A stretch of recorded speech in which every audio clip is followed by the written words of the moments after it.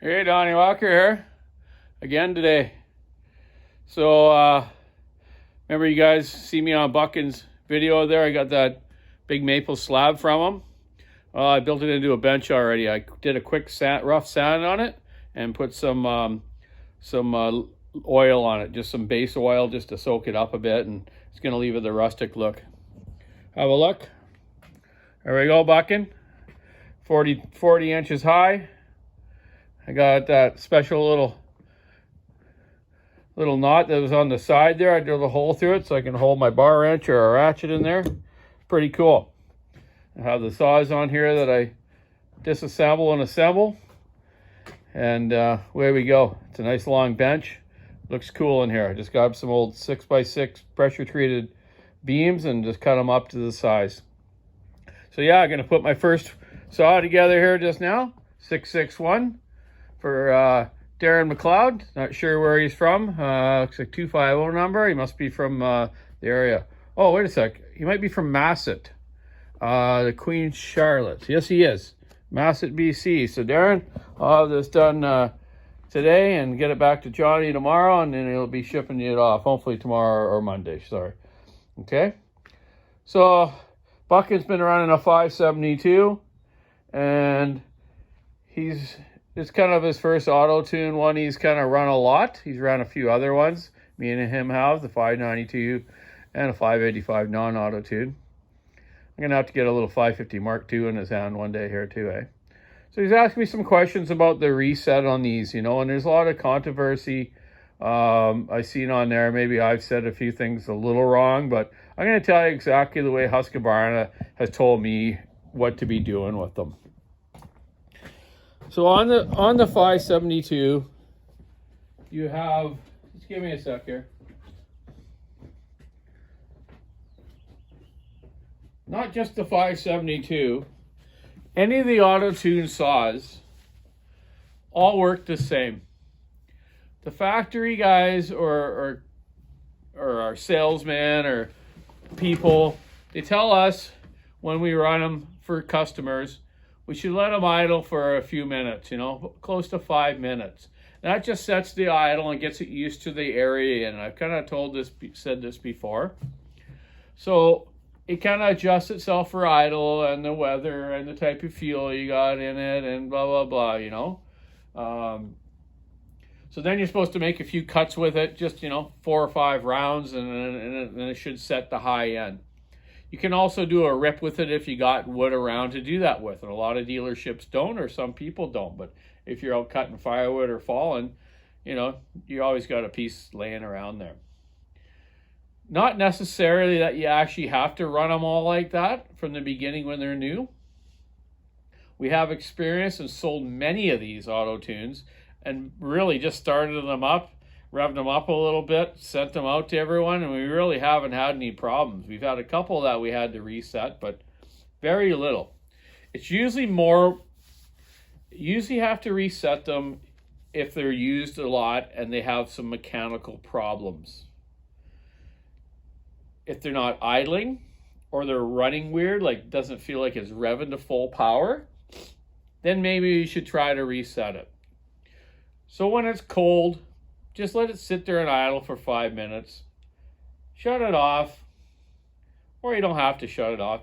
Just make your few cuts with it, or do a rip with the nose in the bar. Like, some people think, oh, why can't you just cut cookies? Well, it's kind of too much under load. You want to keep it up in that high RPM and just have the nose in a bit and just lightly put pressure on it and drag it backwards if you're ripping, or just lightly cut with it at the top end. Don't push hard to make it bog down into more of the torque range, not the high end range, right? You got high RPM when you cut, or if you push on it, then you're obviously in the torque of the motor and it's pulling hard, right?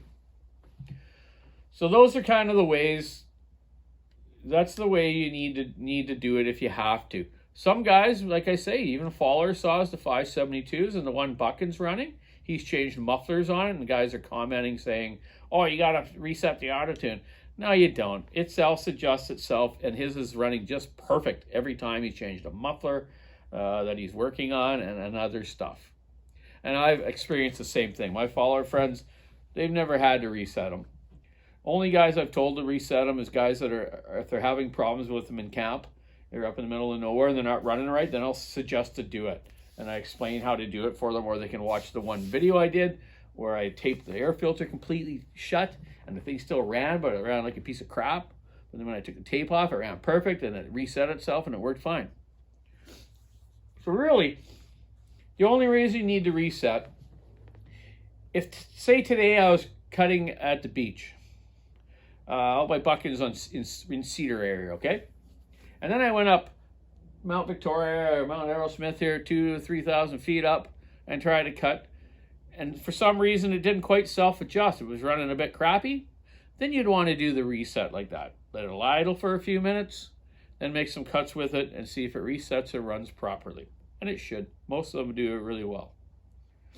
Okay, so I just wanted to clarify all that about it. Now, if it doesn't reset and you're out somewhere, and I even had a couple of new ones, okay? The 562 model and the 550 model. From brand new, they didn't run right. Not all, I'm talking, you know, a couple out of hundreds, right?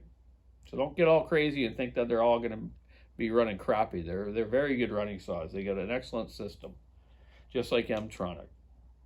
So if it is running crap and you can't reset it, then you got to take it into the dealership and have them hook it on the computer and see what kind of fault codes it has.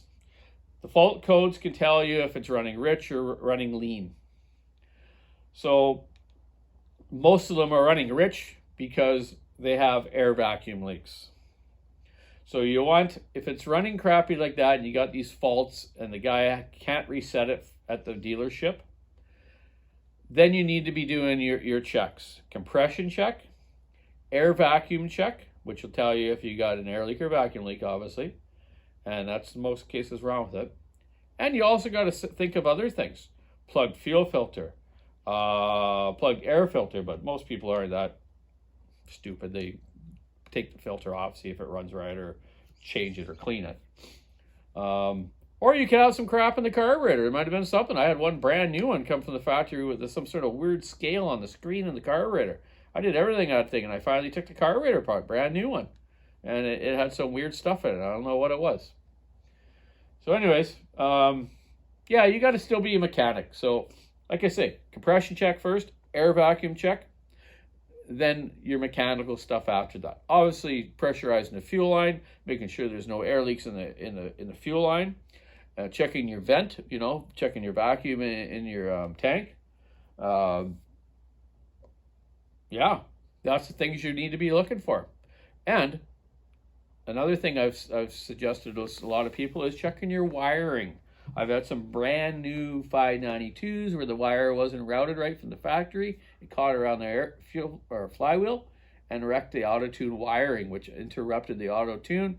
I had to replace the module on it with the new wires because you can't just plug the wires in and out. It's all one piece. So if you got to change a coil on an auto-tune, it's the wiring harness with it. So that also interrupts it, and guys are chasing, and I've done the same thing.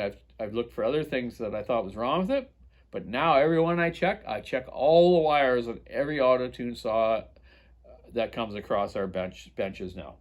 Either me or my mechanics at the Walker Saw Shop, or anyone else out there. So that's the deal, man. Some guys are saying, you got to run it for 15, 20 minutes at idle, and we'll cut with it, I guess. No, like I say, just let it idle. Excuse me, I was sanding that bench and got some dust in me. So there you go. Nick Buchan's going to talk about it a bit too. And I kind of just told him earlier about that. And Buchan, thank you very much for that slab of maple that he cut with his Alaska mill. It's 3 inches thick. It's just a lovely piece of wood. It'll probably last forever down here in this basement. So thanks very much, buddy. Have a good day. Yeah, I got to get to work. Enough BSing, eh? Keep your saw onto it, stick your ash, rubbing her out. Check the walkersawshop.com online store. And check out Buchan's latest videos on that as well. Yeah, TGIF tomorrow. Have a good day. Bye.